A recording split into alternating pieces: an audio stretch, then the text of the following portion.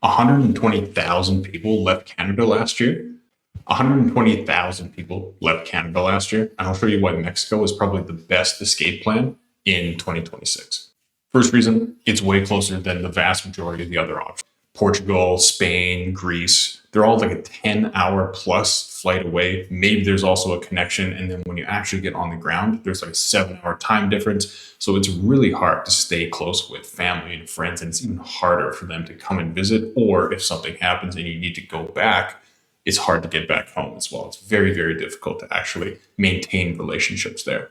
Compare that with all of the major cities in Mexico. Toronto to Cancun is a 4-hour direct flight, 1-hour time difference. Vancouver to PV is a 5-hour direct flight, 1-hour time difference. Calgary to Mexico City, 5.5 hours direct flight, no time difference whatsoever. It's very easy to stay connected with family and friends, and even easier for them to come visit. A direct 4-hour flight is probably closer than a lot of road trips within Canada just to visit family. Plus, if you're getting visits from family in the winter, it's going to be harder to get them to leave than it is to probably come visit you.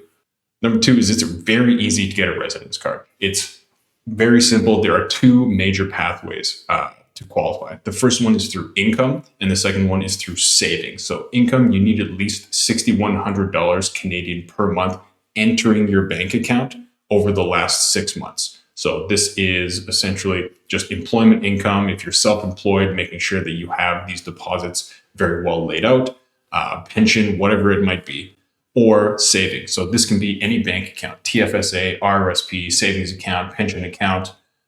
You can qualify through by combining two different accounts. So your TFSA and RRSP, for example, your RRSP in a savings account, TFSA, whatever it is.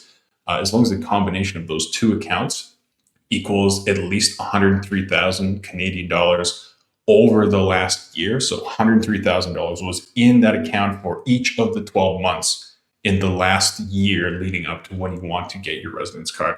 That means you qualify. That's the only qualification. It's the only thing they care about. Can you take care of yourself when you get to Mexico? These are the requirements.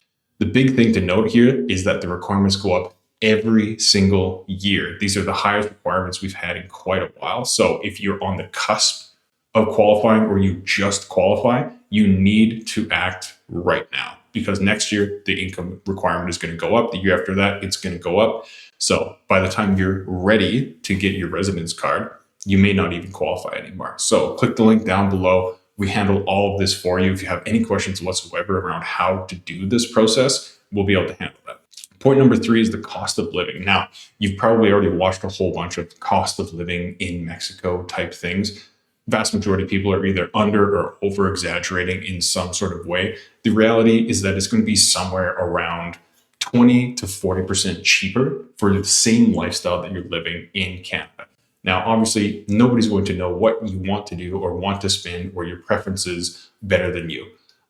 If you want to be frugal, you can probably get away with about $1,300 a month, just living in a standard apartment, interior in the city, shopping at local markets, or you can just be a baller, live in a high-rise penthouse, beachfront condo, eating out every night, and it can be really, really expensive. So again, just use common sense, get down on the ground in Mexico, and see what it is for yourself. Do the activities that you want to do. Keep track of how much it costs you. That's going to be your rough living expenses. But again, 20-40% cheaper than your equivalent lifestyle in Canada.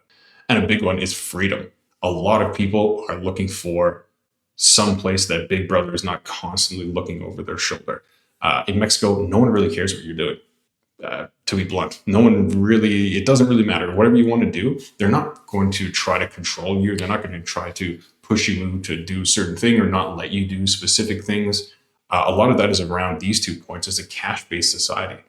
People are working for cash under the table or whatever it is, and then they're buying their groceries and they're paying for all of their living expenses by going to OXXO and just paying the bills with cash. Like, it's a cash-based society. They don't have the infrastructure to impose on people's lives the same way that Canada does. In Canada, you're ingrained into the system. If you don't comply with specific rules, they simply don't let you do certain things. It's very difficult for Mexico to ever try to enforce those types of rules because they don't have the infrastructure around it in order to enforce those rules.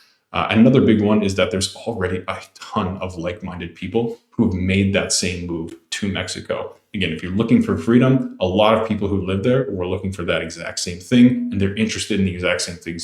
Sports, hobbies, whatever it is, there's probably a group of people in the city that you want to move to that are already doing it.